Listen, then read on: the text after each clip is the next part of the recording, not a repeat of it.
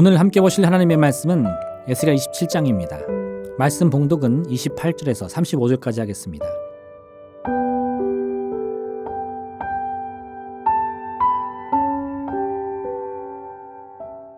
내 선장이 부르짖는 소리에 물결이 흔들리리로다. 노를 잡은 모든 자와 사공과 바다의 선장들이 다 배에서 내려 언덕에 서서 너를 위하여 크게 소리질러 통곡하고 티끌을 머리에 덮었으며 제 가운데에 뒹굴며 그들이 다 너를 위하여 머리털을 밀고 굵은 배로 띠를 띠고 마음이 아프게 슬피 통곡하리로다.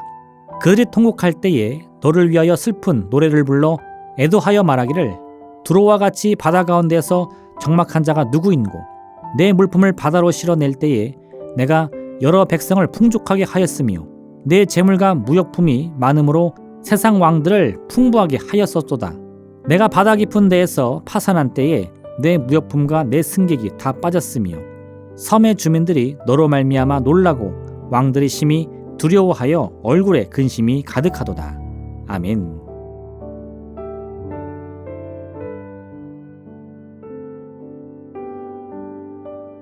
두로가 멸망하게 되자 이제 주변의 나라들은 이를 너무나 안타까워합니다. 왜냐하면 두로가 무너짐으로 지중해와 아라비아 내륙을 연결해 주었던 연결점이 완전히 끊어졌기 때문입니다. 두로가 왕성히 활동하였던 때에는 수많은 나라와 민족들이 두로를 통하여 물건들을 더 먼 곳에 있는 이들과 쉽게 주고받을 수 있었습니다. 이런 무역의 발달은 자신의 지역에서는 생산하지 못하는 진귀하거나 혹은 삶을 더욱 윤택하고 편리하게 해주는 여러 물건이나 기술들을 더 쉽고 빠르게 얻을 수 있게 해주었습니다. 그런데 두로가 멸망하자 이제 그 문이 닫히고 만 것입니다. 애초에 알지 못했다면 상관이 없었겠지만 이미 무역의 편리함과 유익함을 풍성히 누리고 있었기 때문에 두로의 멸망은 사람들을 더욱 안타깝게 했습니다. 이처럼 누군가 자신의 재능을 통해 많은 이들에게 유익을 끼친다면 그의 운명은 그 한 사람만의 운명이 아니요 그와 연결된 수많은 사람들의 삶과 미래에도 지대한 영향을 미칠 수가 있는 것입니다.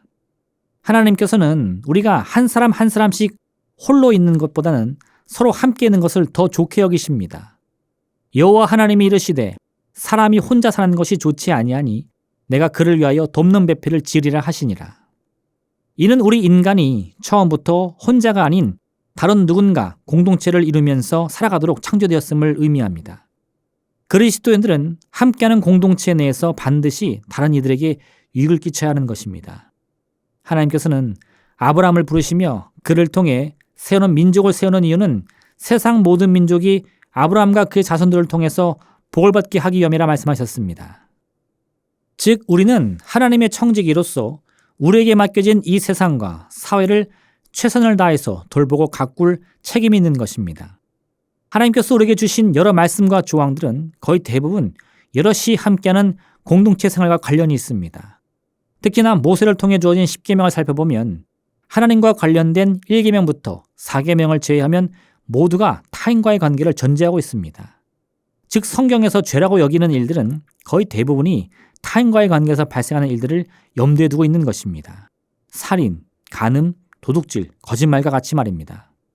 그렇다는 것은 곧 하나님께서 우리의 삶에서 가장 관심을 갖는 부분은 바로 타인과 함께하는 공동체 속에서의 모습임을 알 수 있습니다.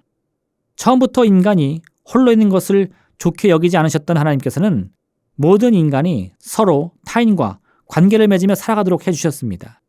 그렇기 때문에 이때 가장 중요한 것은 우리 자신이 타인과 함께 살아갈 준비가 되어 있는지를 살펴보아야 하는 것입니다. 바리새인들은 하나님의 말씀을 연구했지만 그 핵심을 개인의 신앙생활에 맞추었습니다. 나는 얼마나 열심히 기도했는가, 나는 얼마나 헌금을 잘 해왔는가 등 말입니다. 그렇기 때문에 그들은 자신들의 말과 행동이 타인에게 어떤 영향을 끼치는지에 대해서는 아무런 관심이 없었습니다. 오로지 자기 자신이 율법에 기록된 내용들을 얼마나 잘 지켜내고 있는지를 점수를 매기듯 결론 지으면 그만이었습니다. 그래서 바리새인들은 자신들과 같이 율법의 조항들을 지켜내지 못하는 사람들을 보면 그들을 아무런 거리낌 없이 비판했습니다. 때론 비판을 넘어 비난하거나 업신여기기까지 했습니다. 예수님께서는 그런 바리새인들의 모습과 태도는 결코 하나님이 원하시는 것이 아님을 분명히 말씀해 주셨습니다. 독사의 자식들아, 너희는 악하니 어떻게 선한 말을 할 수 있느냐? 이는 마음에 가득한 것을 입으로 말함이라. 우리가 선을 행해야 하는 이유는 이를 통해 우리 자신이 특별한 상을 얻기 위함이 아닙니다. 선을 행함으로 타인과의 관계를 더 좋고 유익하게 만들기 위함인 것입니다. 왜냐하면 좋은 공동체 관계는 그 자체로 선행의 상급이기 때문입니다. 좋은 부부관계, 좋은 부모자녀 관계, 좋은 이웃관계만큼 우리를 행복하게 만드는 것은 없습니다. 참된 행복과 기쁨을 원한다면 무엇보다도 내가 속한 공동체가 행복해야 하는 것입니다. 한 부자가 있었는데 그는 늘 화려한 옷을 입고 매일같이 호화로운 파티를 열었습니다. 그런데 나사로라는 이름의 거지는 그의 대문 앞에 버려진 채로 늘 그 부자의 상에서 떨어지는 것으로 배를 채우고자 했습니다. 하지만 나사로가 얻을 수 있는 것은 아무것도 없었습니다.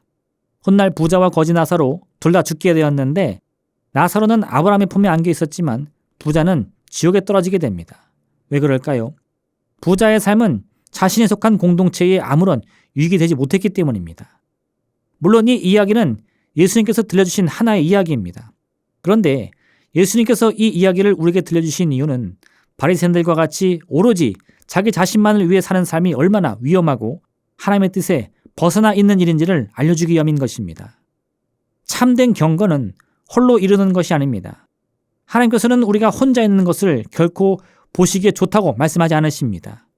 우리의 삶은 언제나 타인과의 관계 속에서 함께 이루어져야만 합니다. 그리고 이때 우리 그리스도인들에게는 우리가 속한 공동체를 무엇보다 기쁨과 평안이 넘치도록 만들 의무와 책임이 있는 것입니다. 두로의 멸망은 많은 이방인들과 민족들에게도 큰 슬픔을 안겨주었습니다.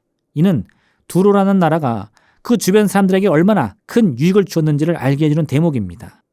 우리도 마찬가지입니다. 우리 자신이 얼마나 하나님의 뜻에 합당한 삶을 살아왔는지는 우리 자신이 판단하는 것이 아니라 우리 주변에 있는 이들이 자동적으로 평가해 줄 것입니다.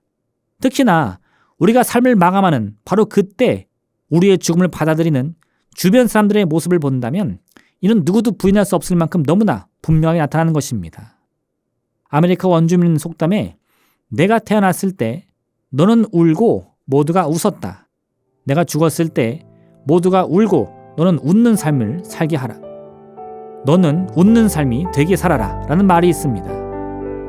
오늘 하루의 삶이 하나님의 뜻 안에서 내가 속한 공동체에 유익을 주는 날이 될 수 있도록 노력한 여러분 되시기를 바랍니다. 기도하겠습니다.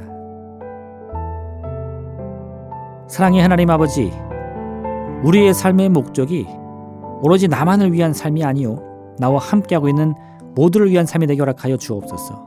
남편은 아내를 위해, 아내는 남편을 위해, 부모는 자녀를 위해, 자녀는 부모를 위해, 또한 우리 주변에 있는 수많은 이웃들을 위해서 함께 살아갈 때에 하나님 그것이 내가 행한 모든 선의의 행동들에 대한 큰 보상이 됨을 알게 하여 주옵소서.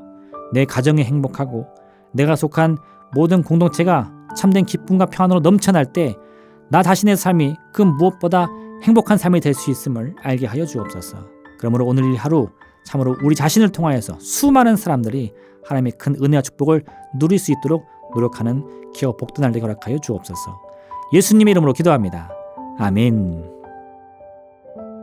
하늘에 계신 우리 아버지, 아버지의 이름을 거룩하게 하시며 아버지의 나라가 오게 하시며 아버지의 뜻이 하늘에서와 같이 땅에서도 이루어지게 하소서.